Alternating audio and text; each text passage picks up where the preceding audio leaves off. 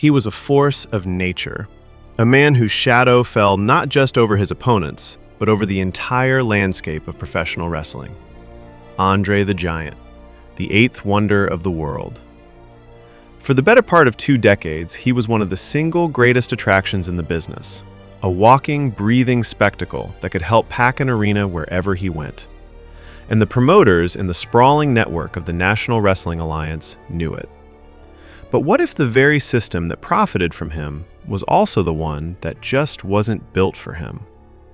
This isn't a story about a simple booking mistake.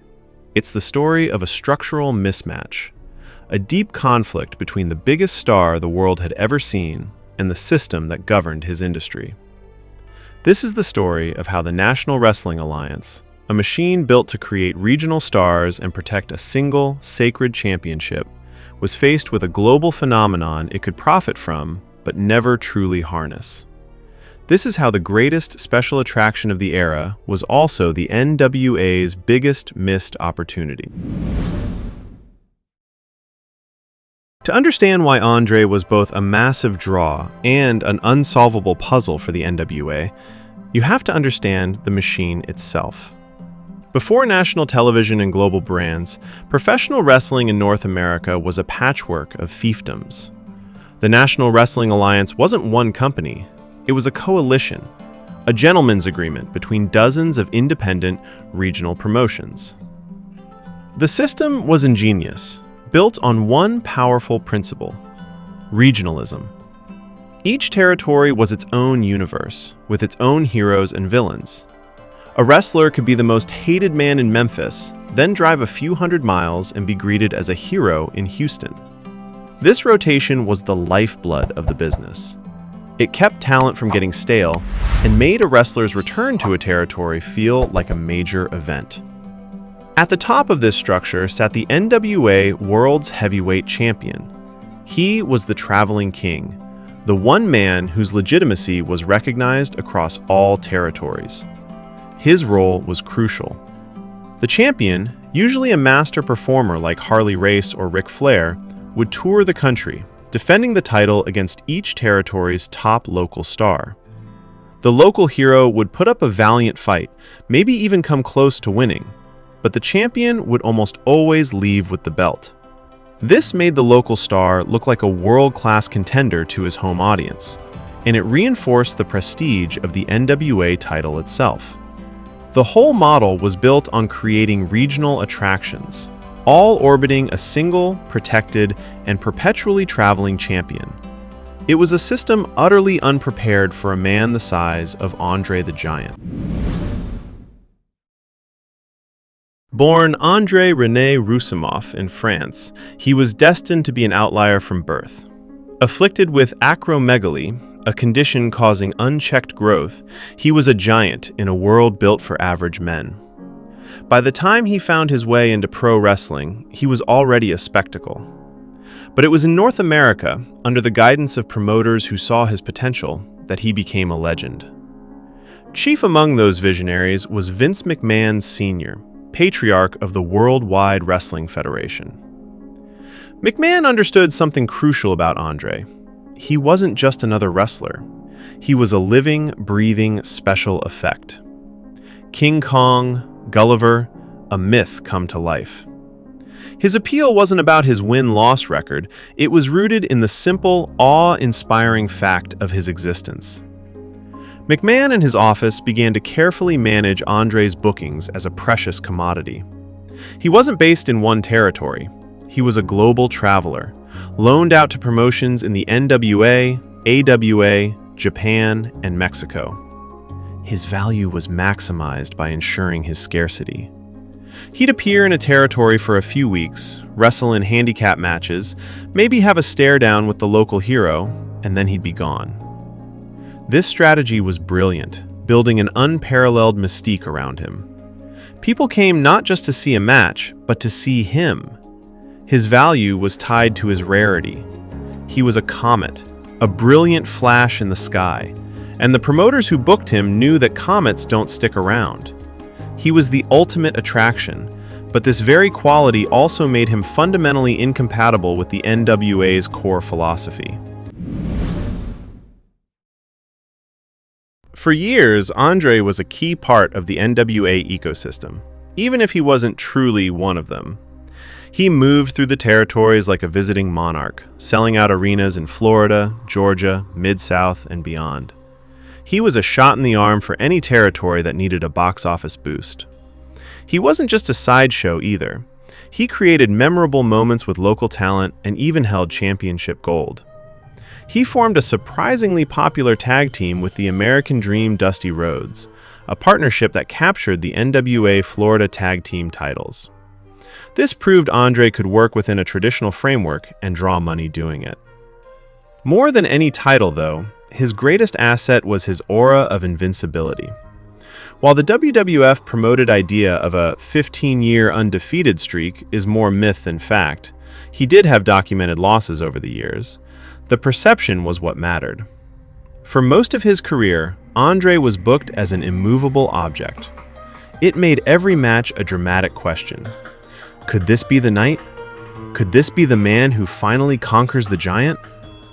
For NWA promoters, this was a double-edged sword. It gave them a perfect attraction to bring in and vanquish their top heel. But it also created a problem. Andre was a draw, yes, but he wasn't their draw. He didn't belong to any one territory. He belonged to the world, with his bookings controlled by McMahon Sr.'s office. He was a powerful tool they could only rent, never own.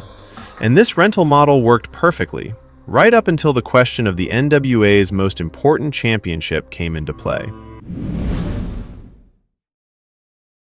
This is the central paradox of Andre the Giant's career. How could the biggest box office draw in the world never hold its most prestigious championship? Why was Andre the Giant never the NWA World's Heavyweight Champion? The answer lies in the architecture of the territory system. The NWA World Champion had to be a road warrior, working a grueling 300-plus nights a year. He had to travel from town to town, delivering high-quality main events against all styles of opponents. He had to be capable of losing by DQ or countout to protect the local hero and set up a rematch. He had to be beatable, or at least seem beatable, to make the chase compelling. Andre fit none of these criteria. First, his value was his scarcity. Booking him 300 nights a year would have destroyed his mystique. Second, his physical style and protected aura made him impossible to book as a traditional champion. How do you book a believable DQ finish on a man who can't be knocked off his feet? Beating Andre would shatter the very illusion that made him a global icon. The risk was simply too great. Add to that the logistical challenges of his size on the road and the fact that he was already one of the highest paid wrestlers without the title, and the NWA had a conundrum. The system could spotlight him, but it couldn't absorb him. He was a monument, and the NWA was designed to showcase wrestlers, not monuments. We did get one tantalizing glimpse of what could have been. Andre challenged champions like Harley Race and Terry Funk for the NWA World title on several occasions, often ending in a draw or DQ to protect both men. The Giant was simply too big for the throne. As the 1980s began, the tectonic plates of wrestling were shifting. Cable television was eroding the regional boundaries the NWA relied on, and a new generation was coming to power. At the forefront was Vince McMahon Jr. In 1982, McMahon purchased the World Wrestling Federation from his father. Where his father had respected the territory system's boundaries, Vince Jr. had no such allegiances. He envisioned a single national promotion, a brand of sports entertainment broadcast into every home in America. His plan was an all-out assault on the NWA's model. While Hulk Hogan was the centerpiece of this national expansion, Andre the Giant was McMahon's ultimate weapon. McMahon saw Andre not as a temporary attraction to be shared, but as a foundational star for a new empire. He began securing Andre's services more exclusively. While it was a gradual shift, with Andre still working dates in Japan, the message was clear. The Giant's primary home was now the WWF. This was devastating for the NWA territories. It removed the single most reliable non-championship draw from their arsenal. The traveling ace in the hole was gone. McMahon didn't just book Andre, he reframed him. In the territories, Andre was a wandering hero. In the WWF, he became a national icon, a character in a grand unfolding story. The NWA's biggest miss was about to become the WWF's greatest triumph. In the WWF ecosystem, Andre was finally given a narrative worthy of his scale. The apex came at WrestleMania 3 in 1987. The main event saw Hulk Hogan defend the WWF World Heavyweight Championship against Andre the Giant. It was a collision of two eras, a spectacle built on years of Andre's cultivated mystique. The image of Hogan body-slamming the Giant in front of a massive crowd was the defining moment of 1980s wrestling, solidifying the WWF as the dominant force in the industry.